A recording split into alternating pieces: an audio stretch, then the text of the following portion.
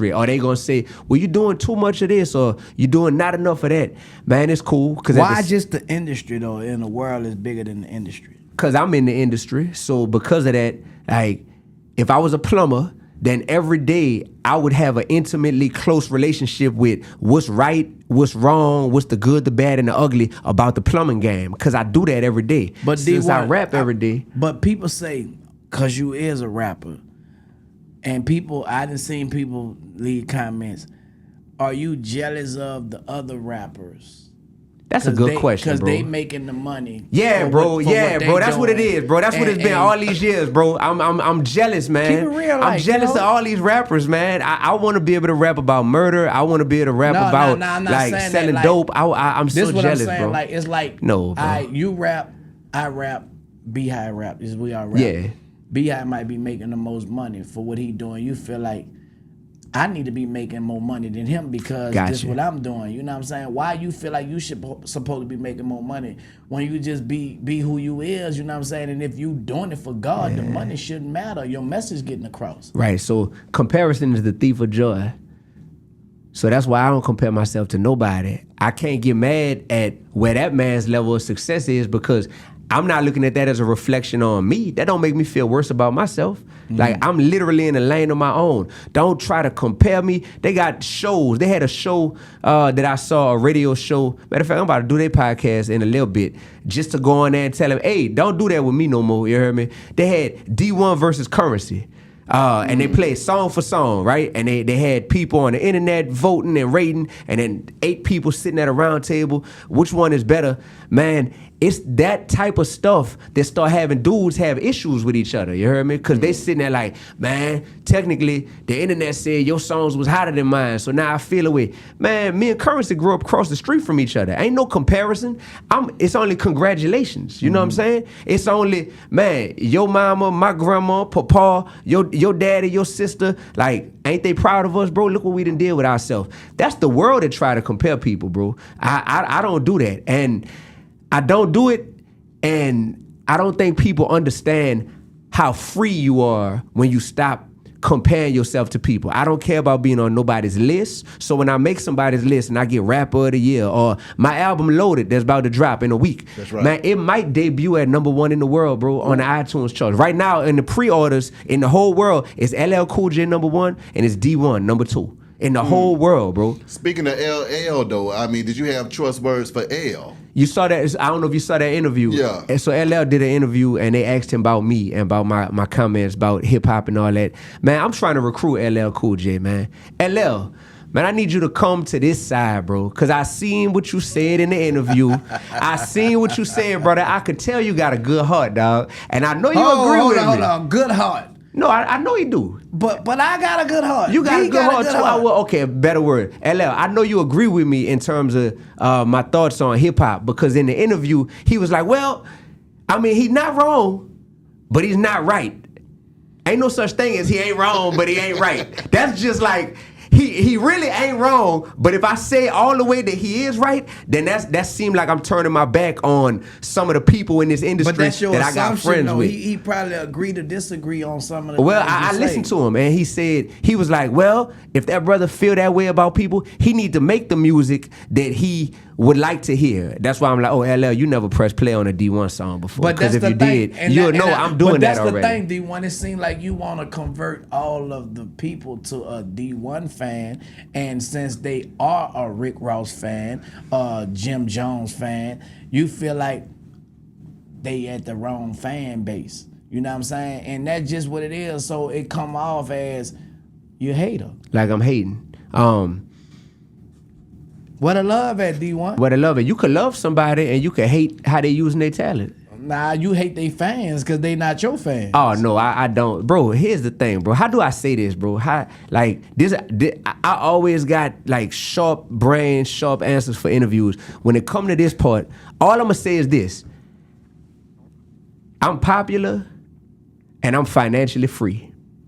We gonna leave it at that.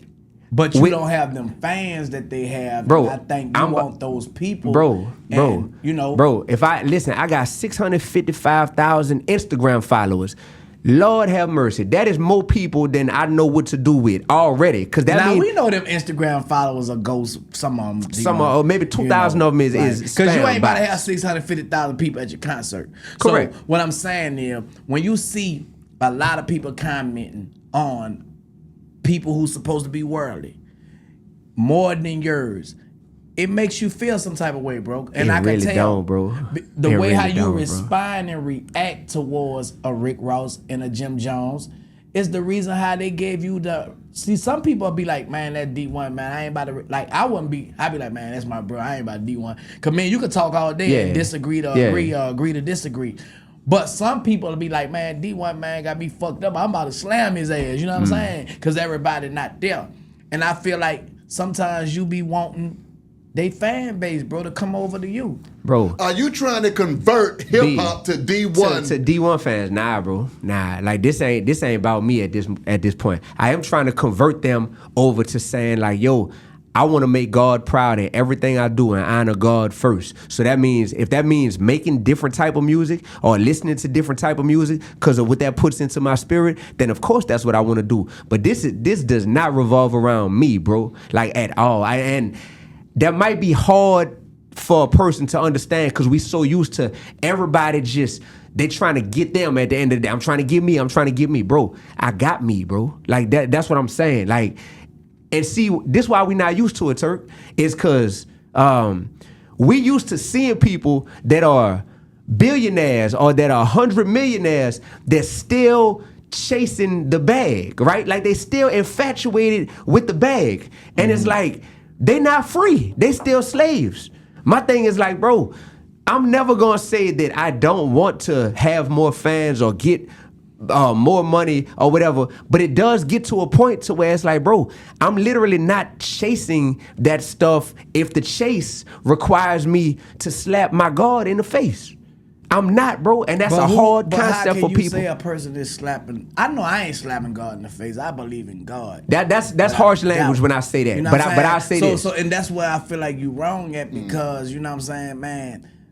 I believe in God wholeheartedly, bro. Right. You know, God is the author and the finisher of everything, bro. Right. That I do, man, my wife do. So tell me this. You know Tell me this. And it don't matter if I cuss you out or I don't cuss you out. Right. I still get a conviction. Right. So it's people that get convictions that you might not know about that get on their knees and repent, bro. I'm striving for perfection. Mm-hmm. You never know the type of relationship people got with God, bro. And I just think that we all should do our part, water, and let God grow. That's our responsibility. Yeah. Not to say you need to make it grow while I water. That ain't your responsibility. You feel me? So what should I do? In your opinion, continue walking in love and let things be the way it's gonna be because you doing your part.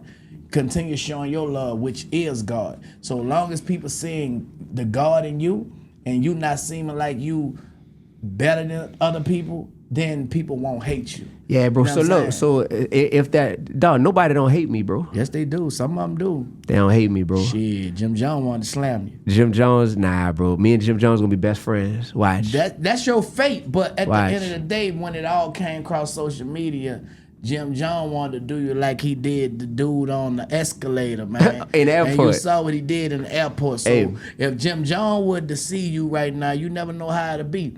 And you know, the devil be busy, you feel me? But at the end of the day, you my brother, you know what I'm saying? We always had these conversations, even on the phone. Right. But I just think you're a good person. Just keep on being the good person that you are and let other people, if they got to catch up, let them catch up. Just do what God put on your heart to do and let everybody else be them. That's the conclusion I feel D1 stance is needed. I feel we need your stance in hip hop. It's needed because at the end of the day, somebody got to say it. Exactly. But it ain't gonna be easy. You see what I'm saying? When you stand up on that corner, you just got to add the finesse. You got to add the finesse. You're killing the ants with the sledgehammer, and that's where it's getting, misrepresented in folks' minds. You just got to figure out a way to get people to understand. But then also, too, the real change, man, it goes back to the community. You see what I'm saying? Like I was saying earlier about the whole Tupac thing, How do we actually get the because I'm here to let you know.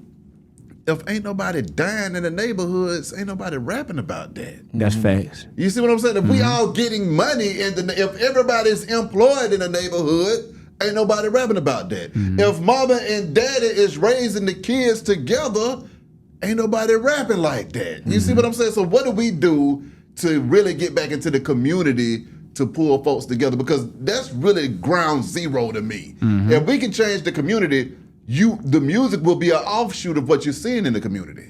However, I also put the blame on the labels.